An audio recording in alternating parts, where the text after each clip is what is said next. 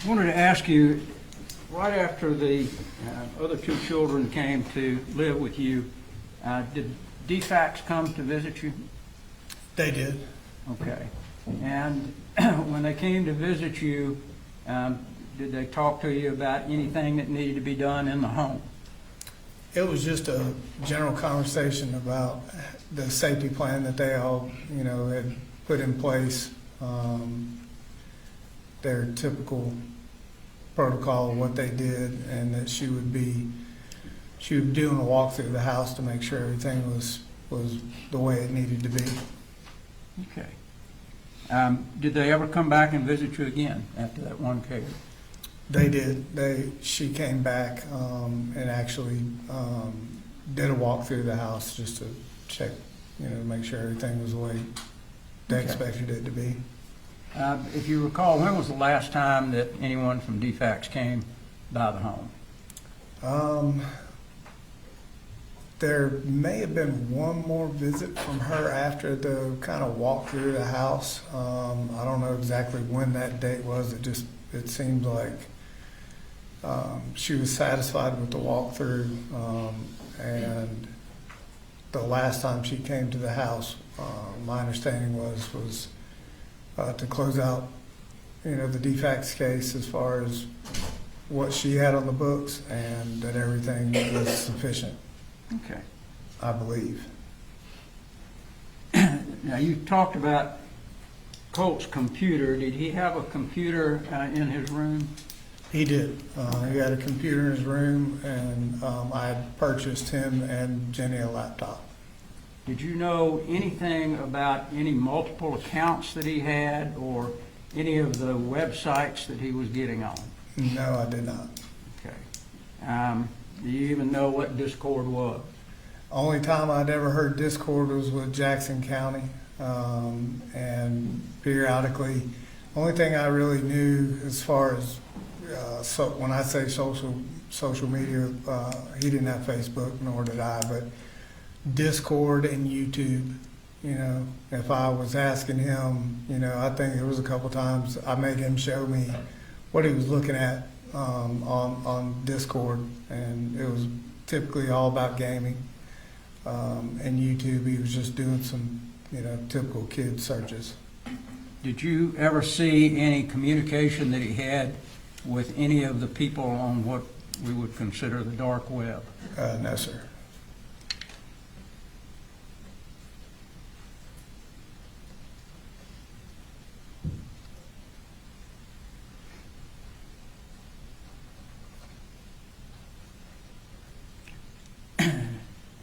During the time that you and Colt and the three kids were together, did he ever indicate to you that he wanted to hurt anybody? No, sir. Did he ever indicate to you that he wanted to do a school shooting? No, sir. Now, was there a time when Marcy came back and stayed with you and the kids for, I won't say an extended period, but for a period of time? After I received a call from her at rehab, it said she'd gotten her certain number day chip, and that Mamu and Papa Charlie said it was okay and agreed that if I wanted to come down and pick her up, that I could do so. So I did. And how long did she actually stay with you? I want to say, 4 or 5 weeks, maybe something along those lines. I don't know exactly to the day, the time frame. Did Colt's mood change when Marcy came back? It did, not at first.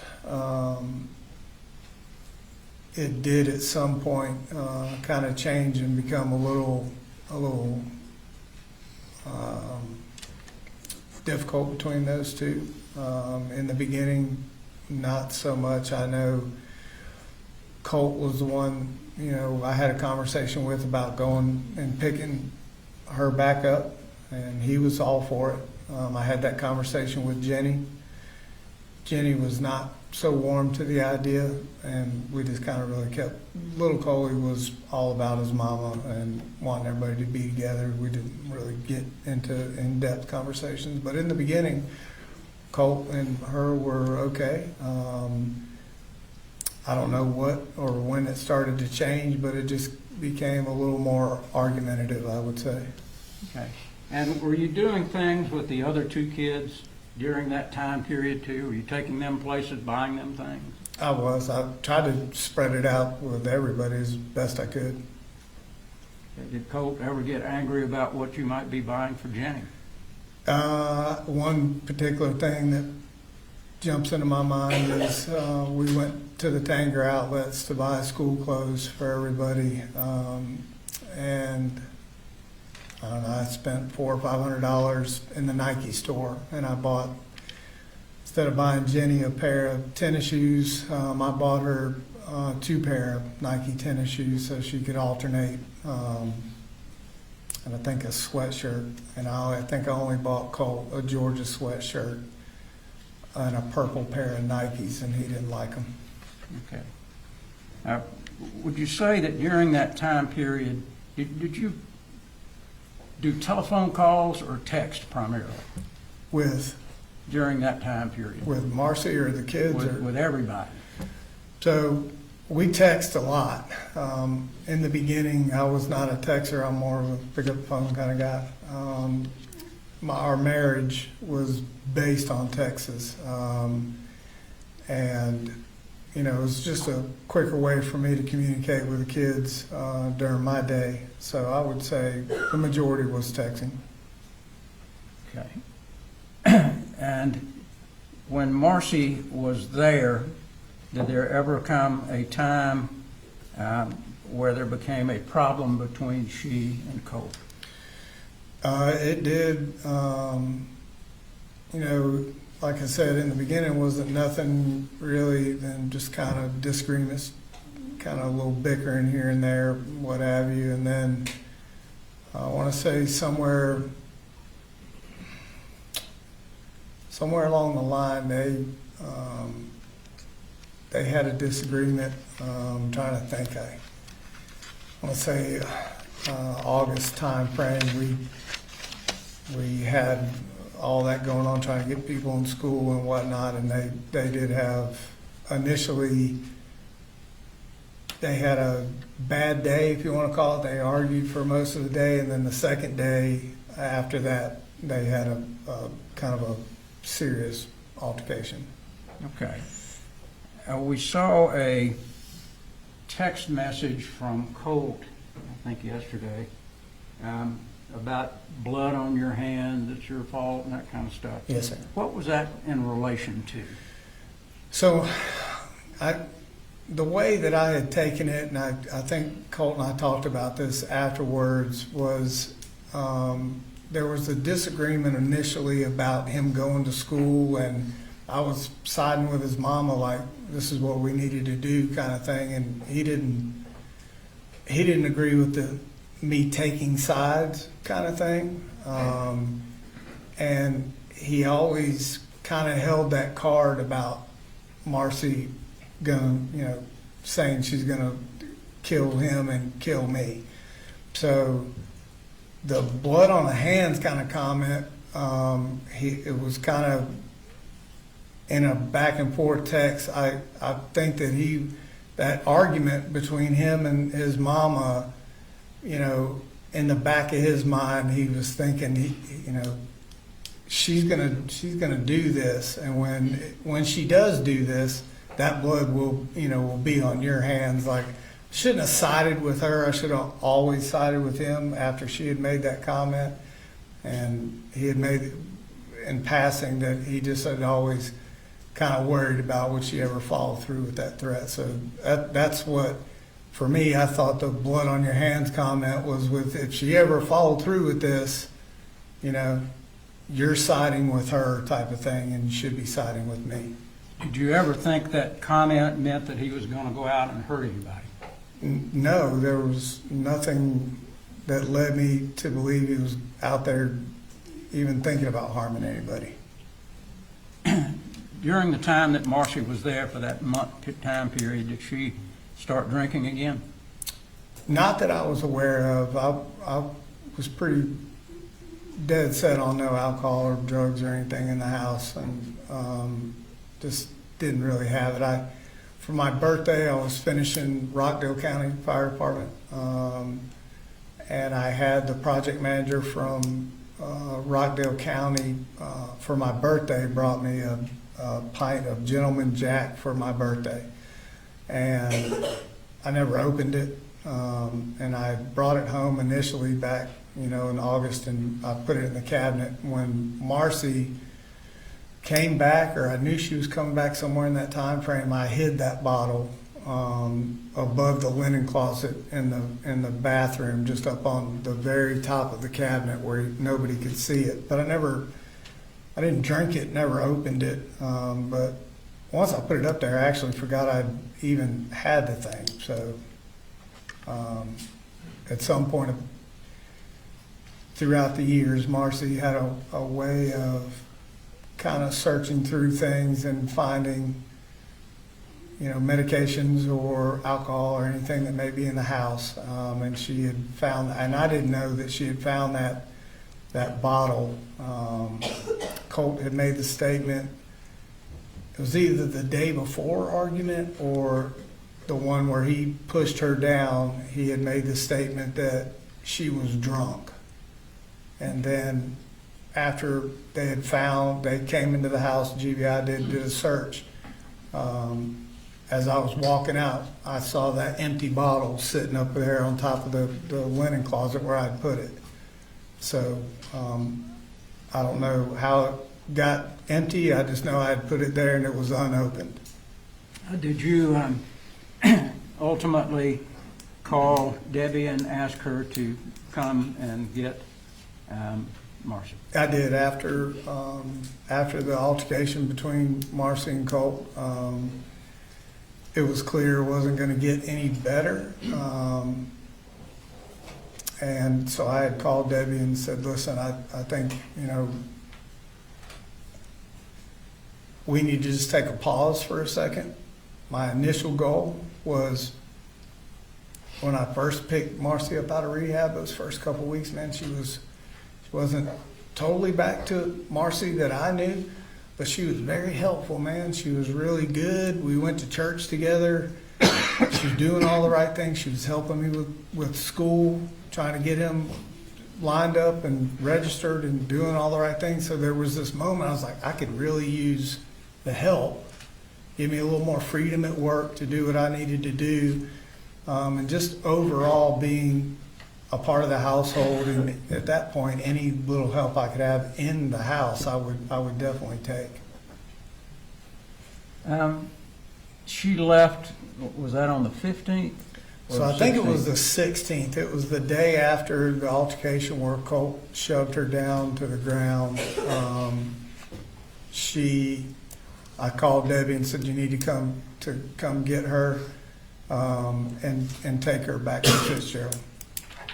Did Jenny tell you what happened in that altercation? So initially I got two stories. I got what she told me had happened, and then I got what Colt told me had happened. And, I'm trying to filter through. Marcy had a way of kind of manipulating things as she needed to. And Colt, for any issues he had, with me, we had established this trust bubble, so forth, where he would tell me what happened, and he would tell me if he was at fault. So there were two stories I was trying to navigate which one based on the information I had, and I talked to Jenny, and I'm like, what do you know? What did you see or hear? And Jenny gave me her version of it. Okay. I want to show you.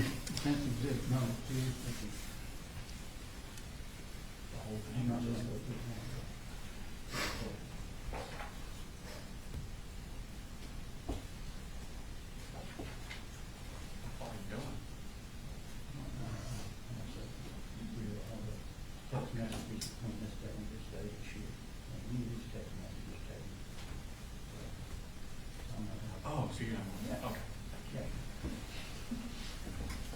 Got that worked out. Okay.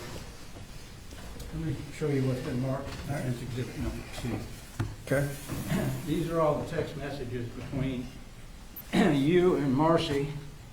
Those are from the 17th, after she left, until the day after this incident occurred at the high school. In any of those text messages, did she ever tell you that she felt Colt was homicidal? No, sir. Did she ever tell you that she felt like he was suicidal?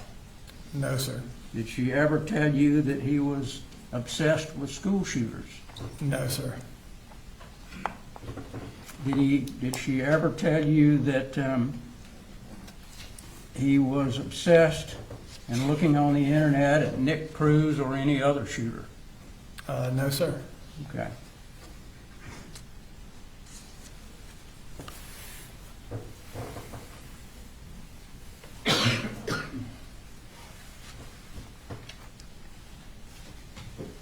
Now, during the time that you had the children, did you try to be as positive with them as you could? Yes, I really tried to reinforce, even if it was, a bad day or things weren't going right, I always tried to find that I don't know, they used to kid me. Like, I always give them a pep talk. That was the thing. And did you text them a lot about how much you loved them and how well they were doing? Yep. Would you do that on a daily basis, every other day, or? If it wasn't daily, it wasn't 2 days, 3 days went in between. I always tried to just make sure that they knew I was thinking of them and wanted them to do good, and I was very proud of them. They had persevered through a lot. Okay.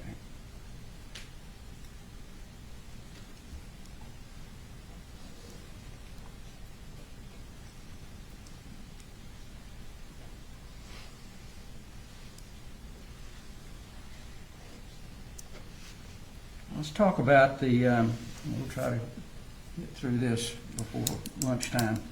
I want to talk about when you went to the school to talk with the people at the school about getting me registered. What did you do in order to get him admitted to Apalachee High School? So originally, when we reached out, had talked with the registrar and kind of explained what we were trying to do here. And I had started that conversation with her. I'm like, listen, not to get into all of this with her, but he had missed a significant time of 8th grade. And I wanted to ask her initially, was there a way that we could just have Colt retake the 8th grade? I felt it would be better for him and help him just kind of be more ready, if you will, for high school and not come out of the gates behind in 9th grade. And she at that point told me that her comment was, we just push them through. I remember was what she said. She said, we don't necessarily fail any child, that we just push him through to the next grade and they try to help him along, catch up, during the next year or, first semester or so. And I said, well, okay. She said, well, let me do this. She said, I will work on a schedule for him that had part 8th grade curriculum in it to kind of help catch him up during that first semester and sprinkle in some 9th grade classes, kind of a hybrid of both in middle and in high school.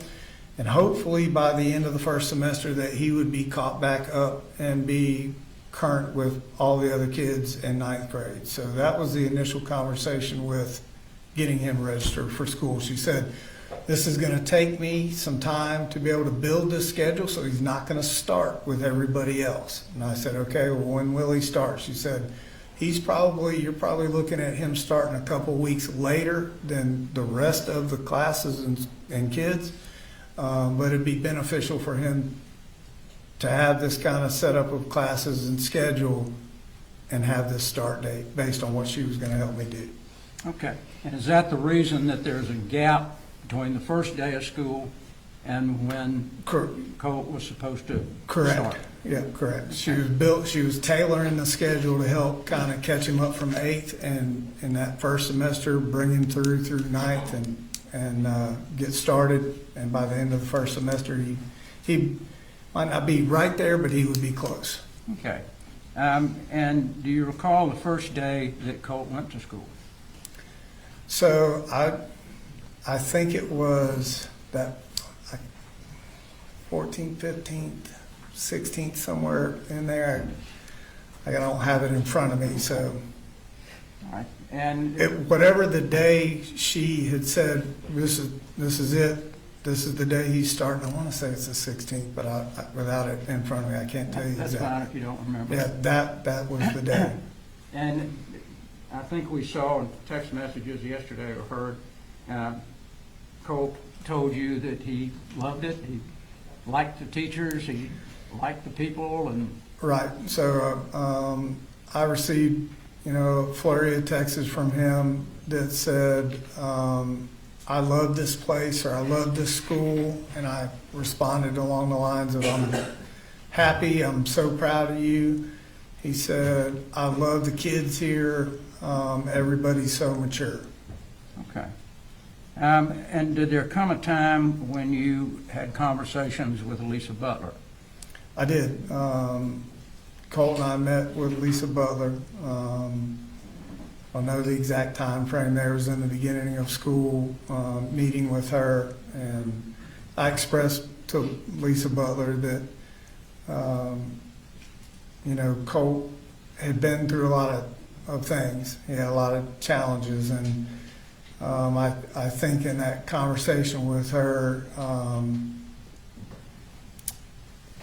I want to say I used the word he'd been diagnosed, and that was the wrong choice of words. Talking to her, what I was trying to explain to her is that there were a lot of scenarios, a lot of things that he had been through on many different levels, not, without coming out and saying that what his own mother had said about doing to him. I didn't, I was kind of new at the whole being the parent, dealing with the school kind of thing, so I was kind of struggling with how to articulate that to her, all of his struggles. But we did meet, kind of went through what Colt was, how he acted, and what our hopes were for him. Did you tell her that you thought he suffered from anxiety and depression? I did. I told her that it was more stress, I believe is what I told her, and the anxiety was a fear-based, that he wasn't stand in the middle of the crowd, look at me kind of kid. He was very reserved, and that I felt like he was, we were all struggling with the comments that his mom had made. Okay. Did you ever say to Marcy that Colt was a piece of crap kid? No, sir, I don't remember saying that to Marcy. Would you ever say that to Marcy about Colt? Being a piece of crap? No, sir.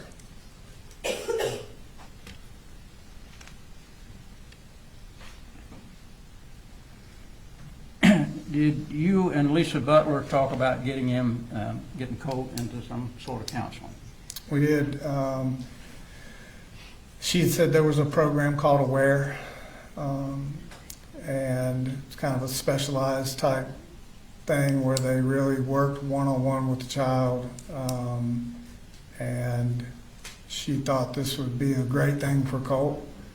And I explained that I had been compiling several places to think about taking Colt. There was conversations about Athens behavioral, inpatient sort of thing. I had reached out to several people, and that it was a fluid thing. I was, from my side of it, I told her I'm just trying to compile as much information on the best route to make sure Colt was good. So I had as much information as possible. Did you rely on the people at the school to be able to tell you this really would be the better option for you? Yep. By the time I got through talking with Miss Butler, there was twofold.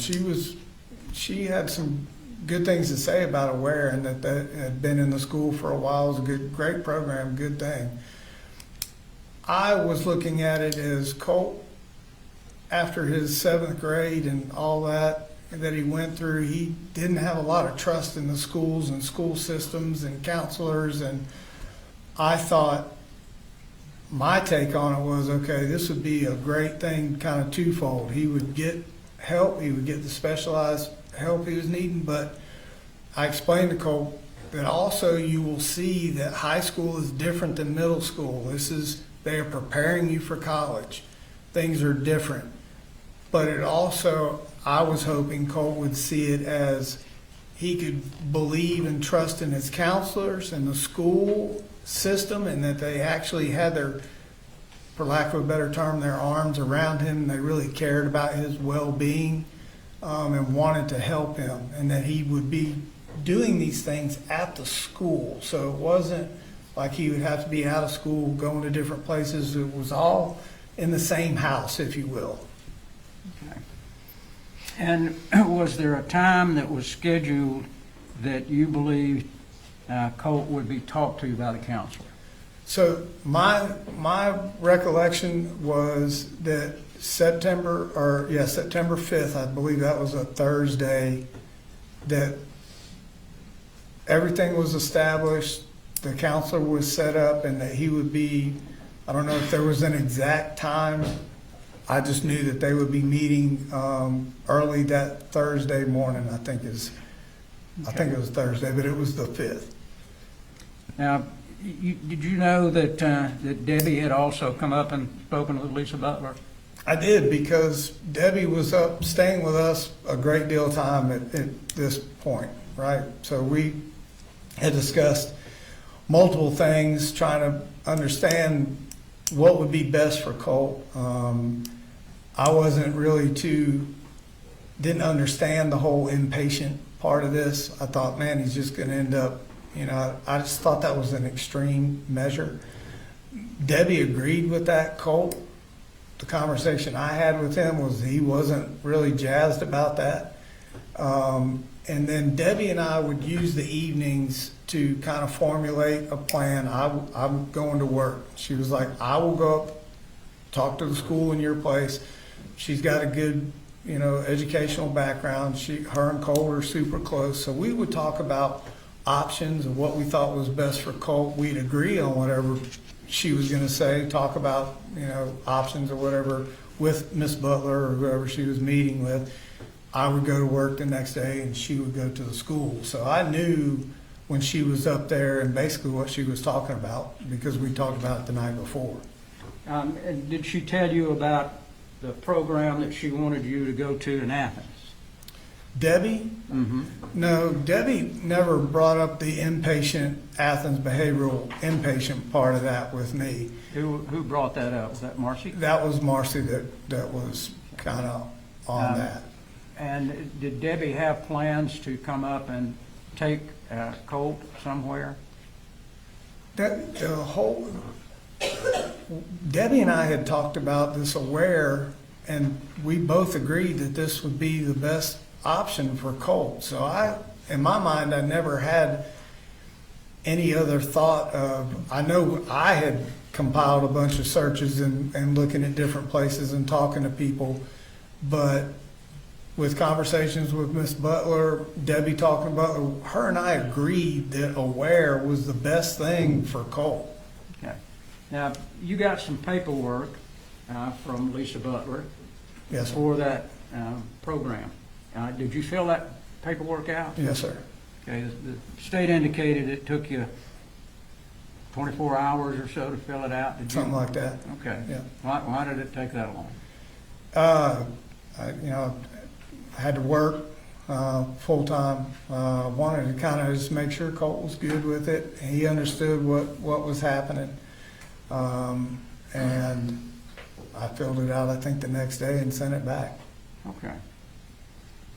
Now, was there conversations between you and Marcy about coming? She was going to come up on Saturday before this incident took place.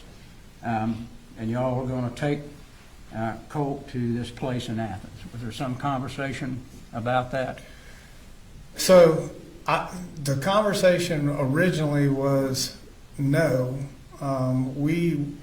That weekend, that's the holiday weekend you're talking about? Mm-hmm. Yeah, we were talking about all going away as a family, originally. And why did you not go pick her up? I didn't go pick her up, couple of reasons. One, I thought I was maybe had to work that Saturday. I was not sure. It was kind of a fluid situation.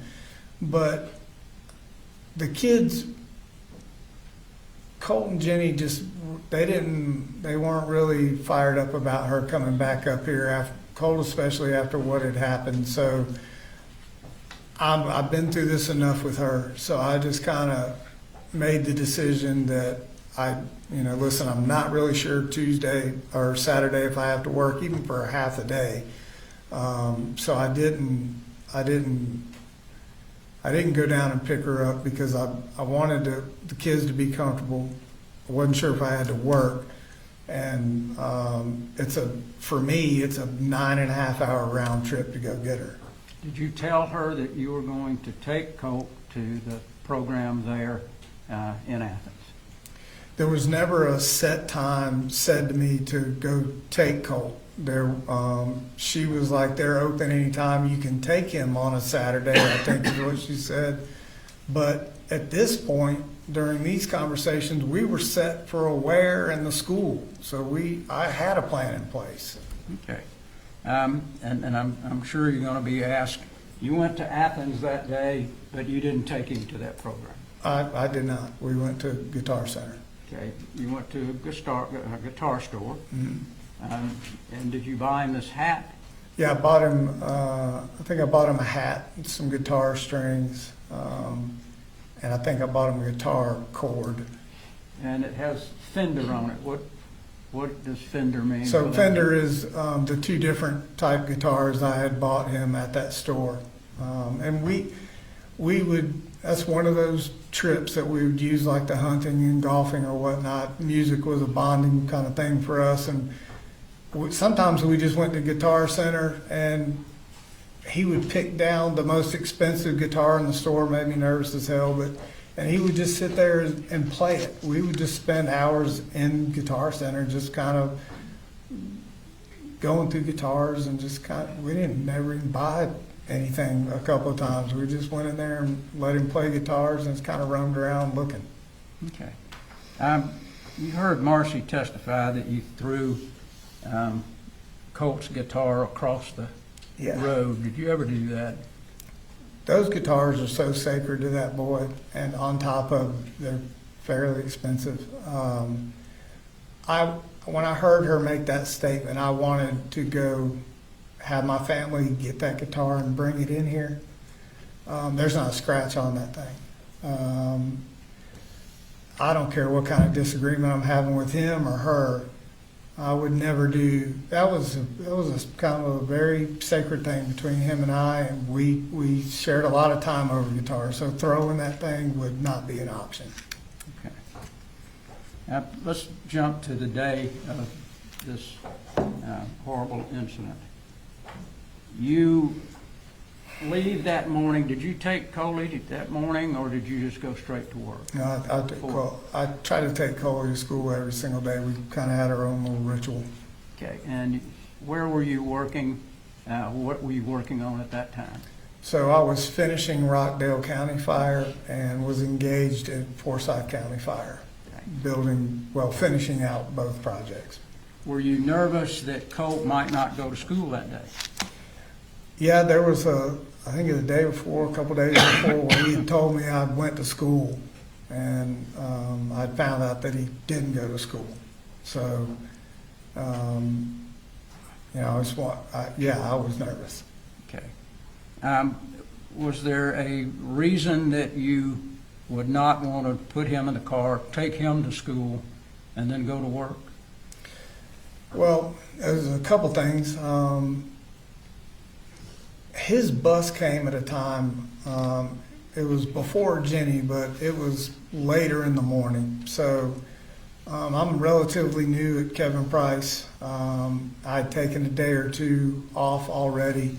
I'd taken a field day trip with little Coley, and so for me to have to do that, it would put me at work late, super late. So had that conversation with Colt, like, I need you to go. He assured me he was going to go. And I felt generally comfortable that, yeah, you know, I connected with him. I still in the back of my mind, I was like, man, you know, I need you to go kind of thing. And so, no, nervous, yeah, but I knew that he would go. I felt like he would go. Okay. Did it ever cross your mind that he would be able to put this weapon that we've seen into a backpack and get it into the school? Not only, no, I never imagined that in my wildest dreams. I never thought that he would even have a thought process of bringing a gun to school or doing any kind of harm to anybody else, let alone anybody at school. So, no, that was not on my mind at all. Okay. And did you know anything at all about, did he ever talk to you about any obsession that he had with school shooters? No, sir. We've seen this big poster of newspaper articles and photographs of various and sundry people. Did you see that in his room at any time? I did not see that poster. There was one point in time where I went into his room originally. So Colt, typically his room was usually always dark. He had a room darkening shade on even for the daytime. Lights were off. His monitor screens were usually the only, light in the room. I had gone in there to take him dinner one night, and there was a picture on the wall. It's a young kid. I didn't know who it was. We had been talking about, we always talked about bands and different things, and he always would say I was old, and I would tell him that band members we talked about, their kids are starting bands. And I was like, man, who is that? He was like, you don't know who that is? I'm like, nope. I said, I think that's that kid's son from Green Day, like the band. And he laughed. I'd never seen that picture before, didn't know who it was at all, and that's kind of where the conversation ended. Okay. And you've heard testimony about in photographs where these, or some of these, were on the wall a couple of months before that. Right. And did you see those photographs as they were brought in? No, I didn't see the shrine at any point in time in Colt's room. I think I told Investigator Smith when I saw that for the first time was during that interview. And I don't even remember seeing it on the day I went home of the shooting. I pointed out to Investigator Smith, I'm like, that single picture of that kid with the glasses right there, that's the only picture I ever remember seeing on his wall or talking to him about. Okay. Other than the concert posters and whatnot. So when you went home that day, before the police got to your home, you didn't see those photographs then? When I went home, I got home after Marcy, Jenny texting back and forth. I went to the house, went in. Marcy had texted me what she thought had happened, and I just could not get my mind wrapped around it. There's absolutely no way. I went into the house. I went to my room, or little Coley's room, into my closet where the guns are stored, sorry. And I moved everything out of the way to check there first. Weapon was not there. I'm like, shit. Went down the hallway, cracked open his computer room door. Now, that was not his bedroom. His bedroom was in the laundry room at that time. So if I did all my talking to Colt at that point, once we switched the rooms, it was in his laundry room bedroom. I cracked the door, looked in there to see if I saw a gun or his gun or anything like that, in case it was in there. Did not see it. I didn't see any shrine or anything on the wall. Never saw it. Okay. Well, you had plenty of time while you were there to jerk all those off the wall, didn't you? Yeah, I could have done that easily, but I'll say this, I didn't know, even 17 killed, like, I read that, I can understand, but I couldn't tell you anybody in the shrine by picture who any of those people were. I had no idea. Did he have other things on his wall at various and sundry times? We had all kinds of stuff. We'd hang targets that we'd go shooting with. We had concert posters. He had some weird poster. I still don't know who the guy is with the red hair. He had his deer that he shot mounted on the wall. Have a flag in there at one time? He did have a flag that Jenny bought him. And I know I'm not going to go all over it's getting almost lunchtime. I'm not going to go over all the flurry of text. You've already seen those back and forth between you and Jenny and Marcy. But when you got home, did you turn the TV on? We saw the TV was on when they were Yes, so taking when the I photograph. came in the door, the TV was on. And that my first few steps in the kitchen, I remember hearing that TV and I thought, see, this isn't him. He skipped school today again. That my initial thought was that, man, like he didn't go to school today. I was kind of upset about that because I heard the TV. They played a clip when the officers came up, and there was something kind of unclear that they said, and then you said, I knew it. What were you talking about? So after me looking for, the SIG weapon, after the texts I received from Colt, this is not your fault, I'm sorry, all the things that we all saw and read. Marcy's kind of phone call to me is the first time anybody had ever said to me anything about school shootings. And I remember her saying, he talked to me all the time about school shootings, and she was crying, and I'm like, what? I said, I've never heard anybody say anything to me about school shootings. Just calm down. I remember telling her, there's no way this is Colt. And then Jenny's text. So those combinations of all that happening, when the police showed up, and I thought, okay, that's what when I said I knew it, I kind of pieced everything together of what was being said to me through texts and phone calls with Marcy, and I'm like, shit. The gun wasn't at the house, so I kind of knew it at that point what had happened. Did you mean that you knew he was going to do this?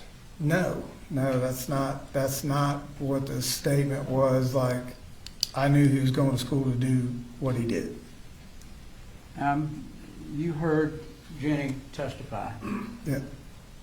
Did you ever tell her to lie about anything? I would not tell my children to lie. We go back as far as anybody wants to go. Purpose of the bubble, all of this was to create an environment for my children to tell the truth. I don't care what you've done. So we could work things out. Never, I've got family in law enforcement. I would never tell her to lie about anything, first of all. But something serious like this, at this point, I still want to know what the hell happened. So I would never ask her to lie or cover up about anything. In fact, on the way there, what she said to me was, Colt was fascinated with school shootings. And I remember looking at her and saying, why would you say that? Why didn't you tell me? And she said, he made me promise not to tell you. And I said, Jenny, I needed to know things like that. And she said, well, I'm scared.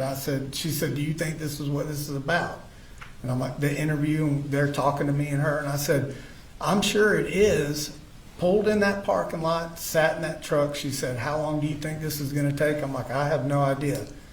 But what the last thing I told my child was, whatever you do, don't lie. Just tell the truth. Just tell them what you know and don't lie. That's the last thing I remember telling Jenny when we went in there. Were you upset, surprised when she came in and said that? I am still to this moment extremely shocked that I know that's Jenny Gray, that's my daughter. I don't know who that was sitting up here. That's not, she doesn't act like that. She doesn't talk like that. I was shocked at what she said. I don't know how else to put it. When she came to live with you, did you give up your master bedroom for her? So part of the frustration probably with Colt, as he saw it, I kind of gave Jenny a little more than I would give the two boys. I come from a family of girls, and Jenny was kind of special to me, and so I wanted her to feel that I loved her and she was safe there and didn't have to deal with anything. So I said, you live with 3 boys now, so I'm going to give you the master bedroom, the master bath, so you have privacy. I had heard and listened and been around sisters my whole life, so I know she was reaching that age, and I wanted her to have that privacy, to not have to deal with Colt and all of us. So I made sure she had her own space in there to do whatever she needed to do. So yes, I did. And did you and Jenny ever argue? Did y'all have any problems? No, Jenny and I, was kind of a shocking thing to hear her talk about. Colt didn't really go, but Jenny and Coley and I, it's rare, if at all, that we miss church. Our Sunday was go to church. She's a big reader. I would take them to Barnes & Noble right across from Athens Church, spend money on books for her, spend the day there. So we just had a really good relationship where she saw what I was doing for her and with her, and bought her an iPhone. I didn't buy anybody else an iPhone. I had to save a little bit longer. She was very patient and waited. But I just tried to do extra things. So Jenny and I really never had a riff, and I could talk to her about things, and she could talk to me about things. And Jenny was wise beyond her years. She's very calm and perceptive and understood a lot more than people give her credit for. She's a smart kid too. So in my mind, we had a great relationship. Okay. Is there any, if you can remember, any red flag or anything that Colt did that would make you believe that he would ever be capable of doing this act? No, I struggle with it every day. I've never seen that video until yesterday.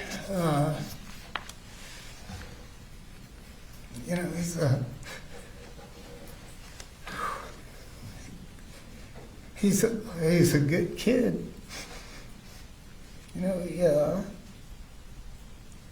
He wasn't perfect, nor was I.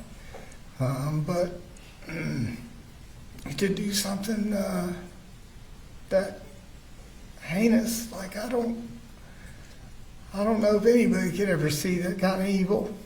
And like the Colt I knew, the relationship I had, there's this whole other side of Colt I didn't know existed. So, no. Was everything you did for Colt, did you try to placate him and try to make him okay? I did. I just wanted him okay. Thank you. Nothing further. All right, ladies and gentlemen, we're going to go ahead and take a lunch recess. We'll be in recess till 1 o'clock.